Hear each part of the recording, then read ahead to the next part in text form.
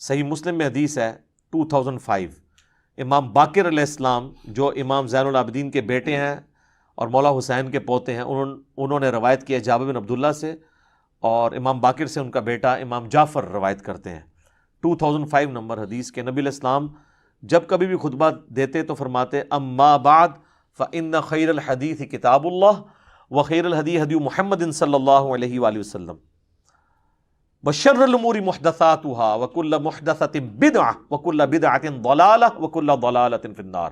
آگاہ ہو جاؤ، سب سے بہترین کلام اللہ کی کتاب ہے، سب سے ہدایت یافتہ راستہ محمد صلی اللہ علیہ وآلہ وسلم کا ہے، بدترین کام وہ ہیں دین میں جو خود سے داخل کیے جائیں، اس طرح کے تمام کام بدعتیں ہیں، تمام بدعتیں گمراہیاں ہیں، اور تمام گمراہیاں جہنم میں لے جانے والی ہیں۔ اللہم اجرنا من النار، آمین۔ تو جب آپ نے فرما دیا کہ ہدایت یافتہ راستہ میرا ہے، کل کو کوئی شخص جو ہے مغرب کے 3 کے بجائے 4 فرض پڑھے اور کہ جی میں نے زیادہ ہی پڑھے، اس میں کون سا غلط کام کیا؟ نہیں، نبی علیہ السلام کے بتائے ہوئے میں آپ نے خود سے چیزیں نہیں ایڈ کرنی۔ بخاری اور مسلم دونوں میں حدیث ہے من احدث فی امرنا ھذا، جس نے ہمارے تعلیم کی ہوئی دین میں کوئی چیز داخل کی فہو رد، تو مردود ہے۔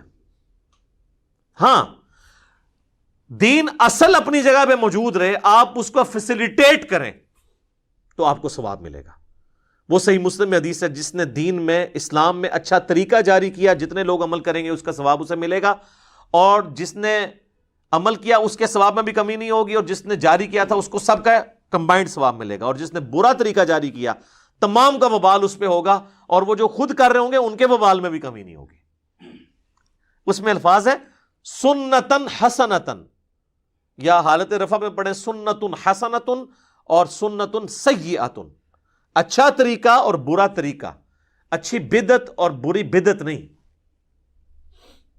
اور یہ حدیث بھی آدھی بیان کرتے ہیں، یہ پوری حدیث تو یہ ہے، نبی علیہ السلام کے پاس کچھ نیو مسلم آئے، وہ بڑے غریب تھے، آپ کے چہرے مبارک پہ آثار آ گئے پریشانی کے، اور آپ نے نماز پڑھنے کے بعد مسجد میں خطبہ دیا اور لوگوں کو ترغیب دلائی کہ اللہ کی راہ میں خرچ کرو۔ تو ایک صحابی گھر گئے، وہ اپنے گھر کا کافی سارا سامان لپیٹ کے ایک بہت بڑے تھیلے میں ڈال کے، جو صحابہ کہتے ہیں بڑی مشکل سے وہ گھسیٹتا ہوا مسجد میں آ کے سین میں رکھا، اس کو دیکھا دیکھی لوگ باقی بھی لے آئے، اور حضور علیہ السلام کا چہرہ مبارک خوشی سے دمک اٹھا جیسا کہ سونا چمک رہا ہوتا ہے، اور پھر آپ فرمایا جس نے اسلام میں اچھا طریقہ جاری کیا۔ جیسے میں کہتا ہوں امام بخاری امام مسلم نے ایک اچھا طریقہ جاری کیا ہے حدیث کی کتابیں لکھ کے، حدیث کے قرآن کی آیات کے سافٹ ویئر یہ اچھا طریقہ ہے، الیکٹرانک کاؤنٹر ایک اچھا طریقہ ہے، ہوائی جہاز پہ حج کرنا یہ اچھا طریقہ ہے، مسجد میں قالین بچھانا، ایئر کنڈیشن لگانا یہ اچھا طریقہ ہے۔ کوئی یہ تو نہیں کہتا کہ سامنے اس ایئر کنڈیشن کے اور اوپر اس قالین کے اور نیچے اس پنکھے کے منہ طرف خانہ کعبہ شریف، اگر کوئی زبان سے بھی نیت کرتا ہے تو یہ دین کو سپورٹیو طریقے ہیں۔ اس طریقے سے دین کو سپورٹیو طریقہ یہ ہو سکتا ہے کہ آپ قبرستان اگر دور ہے تو کسی بڑی گاڑی میں رکھ کے میت کو لے جائیں، اچھا طریقہ ہے۔ وہاں پہ اچھا ویل مینجڈ قبرستان ہو، یہ اچھا طریقہ ہے، لیکن وہاں آپ نے جو کچھ پڑھنا ہے وہ وہی پڑھنا ہے جو نبی علیہ السلام نے تعلیم فرمایا، ٹھیک ہے نا۔ اس طریقے سے قبر کھودنے کے لیے لیٹسٹ انسٹرومنٹ کو یوز کرنا وہ ٹھیک ہے، لیکن قبر ہی کھودنی ہے آپ نے، مردے کو آگ نہیں لگانی، وہ سنت نہیں آپ نے بدلنی۔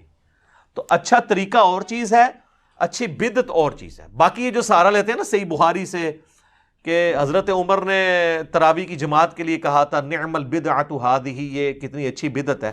ہم ایک معصومانہ سوال کرتے ہیں کہ حضرت عمر نے جو تراویح کی جماعت شروع کروائی ہے کیا اس کی اصل دین میں موجود نہیں تھی؟ بخاری مسلم میں الفاظ ہے کہ 3 دن آپ نے خود پڑھی، چوتھے دن آپ نے منع فرمایا کہ مجھے خدشہ ہے تم پہ فرض نہ ہو جائے، تو اس کی اصل تو حضور نے خود کی ہوئی تھی، جاری اس لیے نہیں فرمائی کہ فرض نہ ہو جائے۔ حضرت عمر نے اپنے دور میں یہ چیز سوچی کہ بھائی حضور کو پسند تھی لیکن وجہ یہ تھی کہ کہیں امت میں فرض نہ ہو جائے، اب تو وہی نازل نہیں ہونی، تو انہوں نے اس کو ابلیگیٹری نہیں کیا، بلکہ وہ مسجد میں آئے تو دیکھا لوگ ٹولیوں میں جماعت کرا رہے ہیں، تو ایک امام کے پیچھے ان کو جمع کیا اور کہا نعم البدعۃ ھذہ۔ یہاں پہ بدعت وہ لغت کے معنوں میں ہے، اصطلاحی بدعت نہیں ہے۔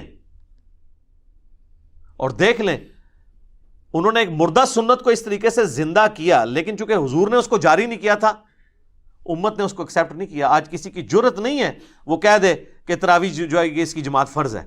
الٹا صحیح بخاری میں موجود ہے کہ حضرت عمر نے خود نہیں پڑھی، آپ نے ادھر ورڈکٹ دی کہ سب سے بہتر مرد کی نماز وہ ہے جو رات کے آخری پہر میں گھر میں اٹھ کے پڑھتا ہے. تو آپ اس جماعت سے بہتر تو گھر والی تراویح کو قرار دے رہے تھے قیام اللیل کو.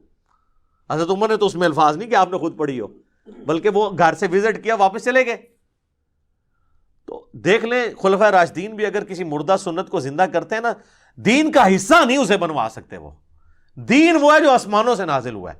دین اس زمین کی چیز ہی نہیں سر. زمین پہ سپورٹ اس کو ضرور دی جا سکتی ہے، دین بنایا نہیں جا سکتا. حتیٰ کہ وقت کا پیغمبر بھی دین کا موجد نہیں ہوتا، اس کو وحی کے ذریعے بتایا جاتا ہے، یا اگر کہیں پہ وہ اجتہاد کرتا ہے تو وحی کے ذریعے اسے انڈورس کر دیا جاتا ہے. بعد میں تو کوئی شخص جناب یہ دعویٰ ہی نہیں کر سکتا کہ اب میں جو کچھ جاری کر رہا ہوں تو وہ دین کا حصہ بن جائے گا. بہرحال یہ بدعت ایک ڈیفیکلٹ ٹاپک ہے، اس میں اہل حدیث بھی بہت ایکسٹریم پہ چلے گئے ہیں اور اس کی وجہ سے ان کو پھر بھگتنا پڑ رہا ہے. تو میں نے 5 گھنٹے کی گفتگو بدعت کے اوپر ریکارڈ کرائی ہے، اگر کسی کو شوق ہے تو. آج میرا ٹاپک نہیں ہے. مسئلہ نمبر 75A اور 75B دونوں ملا کے 5 گھنٹے کی ڈسکشن ہے بدعت کے اوپر. ایک ایک باریکی نٹی گریٹیز تک میں نے اس کے اندر ڈسکس کی ہیں. تو ظاہر ہے کہ اب ہر نشست اس چیز کی متحمل نہیں ہوتی کہ ہم ڈیٹیل کے ساتھ چیزوں کو اس طرح ایڈریس کریں، لیکن چونکہ چیزیں گندی ہوئی ہوتی ہیں بعض اوقات ایک ٹاپک کے ساتھ دوسرا ٹاپک، اس لیے تھوڑا بہت مجھے اشارہ دینا ضروری ہو جاتا ہے.